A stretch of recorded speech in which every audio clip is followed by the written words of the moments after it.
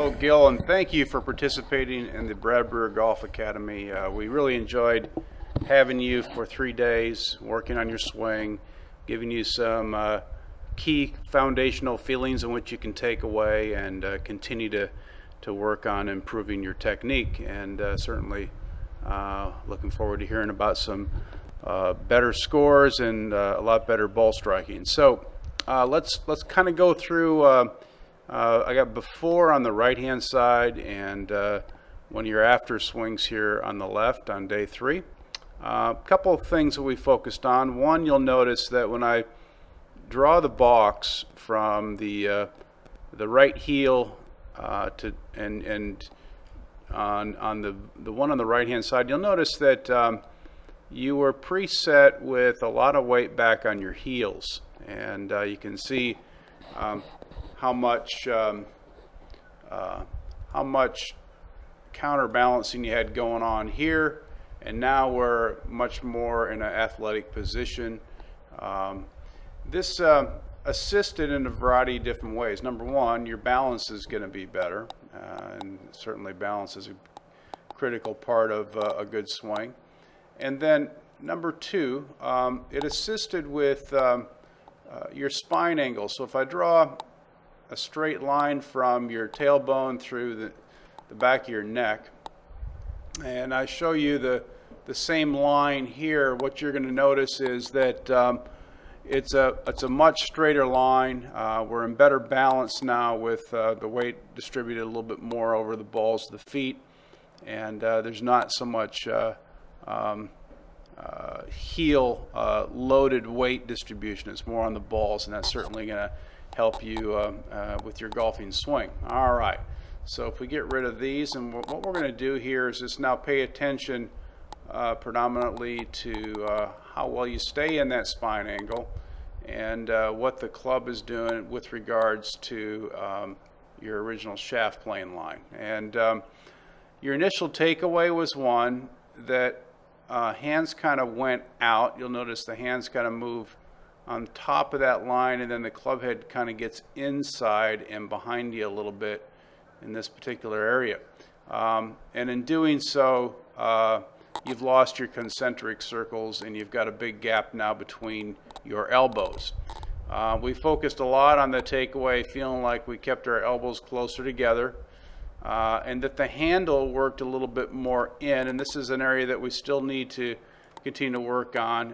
Keep the handle tighter so the club stays more out in front of you, which is doing a better job of right here on that initial move away. And then as a result of that, it starts to hinge more into a parallel position to your original shaft plane. There's your original shaft plane. You notice the shaft now is running in a parallel line, where before it is going to be a little bit more underneath it, as you can see right here. See how it's not in the same position. It's what we call a little laid off at that particular point. And then from there, what you have to do is kind of lift your elbows and arms to kind of get it into the position. Now, your tendency when you get lifted is you get a little bit long, and then you kind of spring the club a lot coming out of the top. And what you're going to notice is how much the club comes out in comparison to how much the hands are moving. You can see that springing, casting motion right there, and as soon as that happens, everything tends to come over the top, and there certainly is your now starting down angle of approach, which is a pretty steep angle to get the right line here to your ball, and you're losing power when you do that as well. So here you were at the top, a little bit more precise. The club didn't get long and loose, and then worked really well on getting the lower body to initiate the forward motion. Getting the feeling that we're going to plant into the ball the left heel, or excuse me, the left foot. Get a good left foot delivery position, and you can see how the club now is starting to again shallow out or parallel the original shaft plane line instead of being a bit more on the steep side right here. You can see again the angles are certainly not running parallel, and so a much better looking golf swing as a result of using your ground, planting the left foot down, and then starting to, once you've planted, rotate everything through. And this is where you're starting to see much better rotation. See how your hips are clearing, and that brings you right through the shot into a much fuller balanced finish. So what happens here is you tend to stop and back out of it a little bit. You'll see how you kind of get jammed up. That left is up high. The club gets kind of stuck and over-rotated into that chicken wing look right there.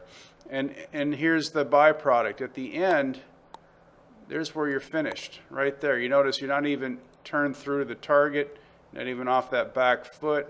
Hips didn't rotate all the way through. Much better rotation all the way through to a really good balanced finish over here on the forward side. You know, planted and turned the chest and the hips right through into a really good balanced finish. So that's a byproduct, the before and after, and it's fun to kind of see that as you're going through the process of feeling a variety of different sensations. Certainly, you know, it was a bit of a challenge for a while, and especially when you went on the golf course, you struggled a wee bit. But you know, with continued rehearsals of these new feelings, and you had an exercise, I call it the Nicholas drill, where you started kind of in a position like this, and then you just swung it back and through and back and through, just to kind of feel the rhythm of the club swinging and the body turning and everything staying a little bit more together in a good fluid motion. And that's a really good exercise. Remember to use the think box and play box. That is critical, so we don't overthink in the play box, and that is going to really help you not only in practice but also when you take it to the golf course. And I'm going to add a couple drills and exercises for you that we worked on as references. They'll be on the attached end of this video clip, and if you have any questions, any things you need to you know, contact us about, please don't hesitate to do so. And until next time, happy golfing.